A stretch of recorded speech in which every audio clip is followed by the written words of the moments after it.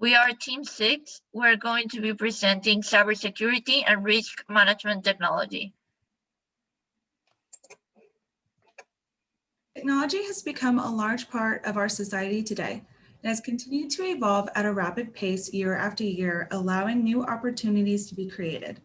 Connecting with others, gathering information, sharing information, processing and analyzing data are just a few examples of different areas that have seen growth through the advancements of technology. Businesses have capitalized on the new opportunities to help create growth and efficiency within their internal structure, as well as externally with customers. Collecting sensitive data, processing data, and communication through technology has been increased throughout the technological advancements within different companies. Managers and employees utilize these systems on a daily basis. It is important for managers to keep in mind the information stored or communicated through technology can be open to anyone, internally as well as externally. Managers must create different cybersecurity measures to protect the data and resources. In this presentation, we will review over what cybersecurity means, break down the different cyber threats that can occur, identify how cyber attacks impact a company, identify risk management technology, explore the challenges and opportunities within a company for cybersecurity, and lastly, identify different professional opportunities to build knowledge on cybersecurity and attacks. So basically, when it comes to cybersecurity, cybersecurity is the protection of networks, devices, programs, and data, anything that can be connected to the internet from unauthorized access or intentional attacks. Cybersecurity is also known as information technology security, and it can face many threats such as internal or external threats for a variety of reasons. So as we can see here, there's two main threats that cybersecurity faces: an intentional threat, which is somebody intentionally hacking or harming a system, and an unintentional threat, which can be human error, such as the misuse of a password or the mishandling of sensitive information. Here we can see a few examples of cybersecurity: hacking, phishing, crimeware, distributed denial of service, which is known as a DDoS, insider and privilege misuse, physical theft and loss, and miscellaneous errors. Two of the big ones right now, especially in the COVID times, is hacking, whenever somebody intentionally gets into a system, and phishing, whenever somebody tricks you into giving passwords or sensitive information over the phone or message. Who's affected by cybercrimes? Essentially everybody in the organization, but whenever it comes down to specifics, it's the individuals, the infrastructure of the company, any targeted asset, and all intellectual property of the company. What is risk management technology? Essentially, risk management technology helps you identify potential risks, assess the impact of them, and how to respond if those risks become reality. And it's important to have this because it gives you a game plan whenever it comes to your overall cybersecurity. How to plan for risk management. Usually the planning is taken care of by upper level management, such as senior management officers, compliance officers, and department managers.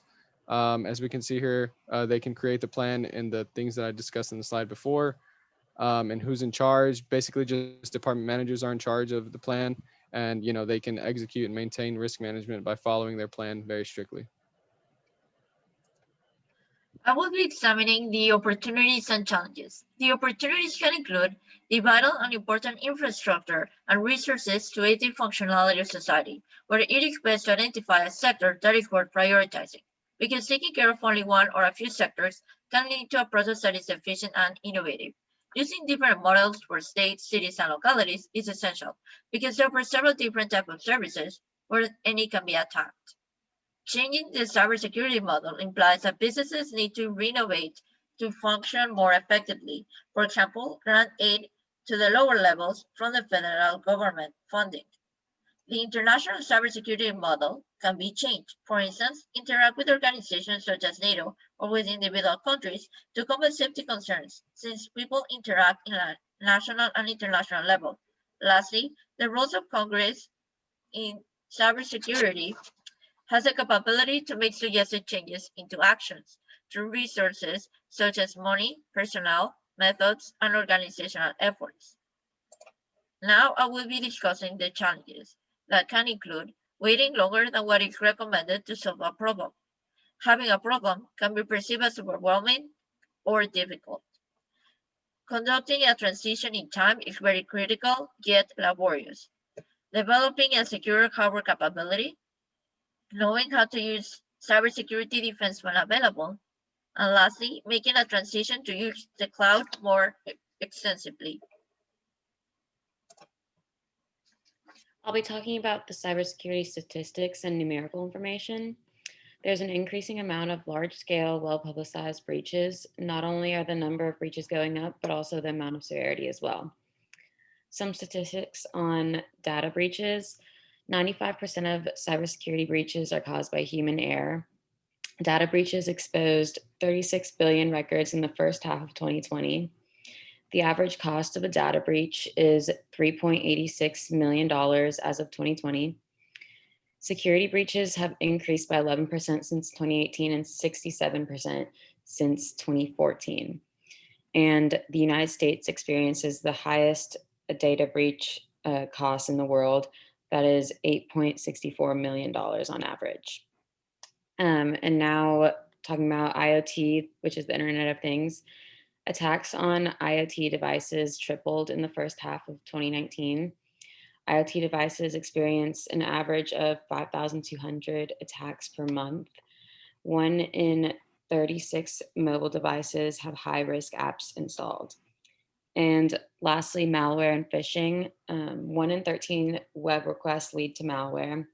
$17,700 are lost every minute due to a phishing attack. The average cost of a ransomware attack on businesses is $133,000. The average cost of a malware attack on a company is $2.6 million. And phishing increased in 2020 to account for 1 in every 4,200 emails. Now for examples of available software.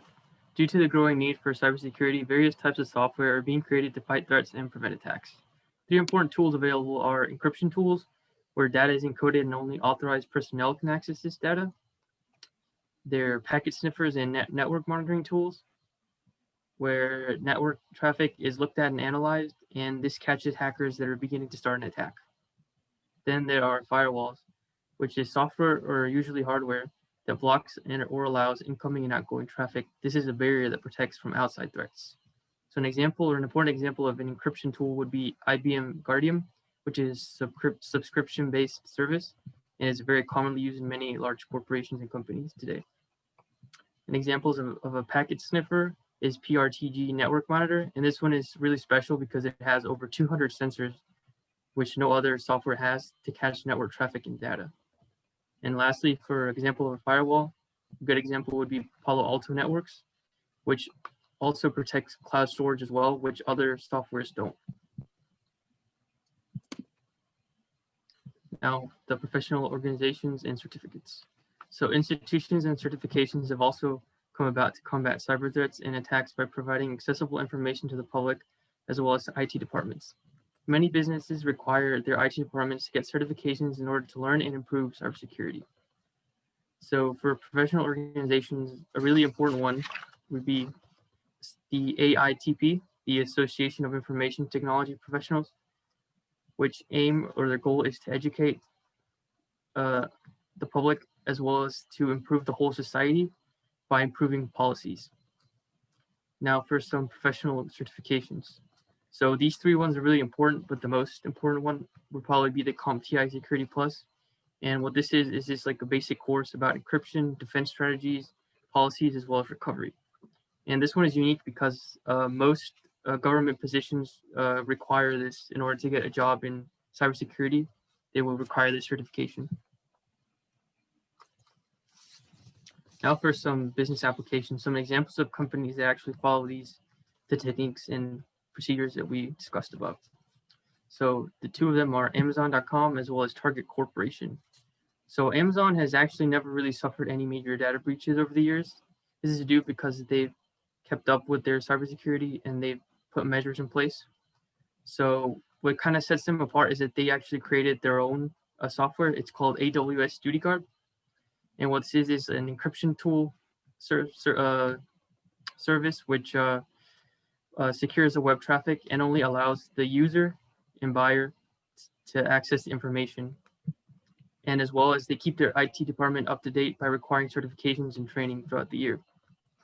Now we have Target Corporation. On the other hand, Target Corporation has suffered major data breaches, specifically in 2013. But since then, they've heavily improved their cybersecurity by making it a priority and investing in it. So what the first step they took towards improving it is by hiring cybersecurity experts, specifically and forming teams in a whole department around cybersecurity. And they go through continuous training and certification throughout the year to make sure that they have the best software and best techniques to fight cyber crimes. Technological advancements have increased the opportunity for cyber attacks to occur. Incidents can happen at any time of the day and can be hard to identify when they are successful. Knowing the different types of threats that exist can help a company be proactive on protecting the company's technological data and resources. Managers must create thorough risk management protocols as well as cybersecurity measures within the company to minimize opportunities for cyber attacks. After this is achieved, the manager should create continuing education opportunities to continue to help support the employees' knowledge. Successful cyber attacks can hurt a company in multiple ways. However, being prepared will help minimize or negate the damage. In the next few slides, we have our references that we used. This will conclude our presentation.